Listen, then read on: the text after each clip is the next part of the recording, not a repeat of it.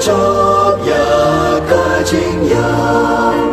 ya ukun lang rot paskha Kristan ya ro ai ngo jing knya u Kristu kun lang rot lui laki lang rot u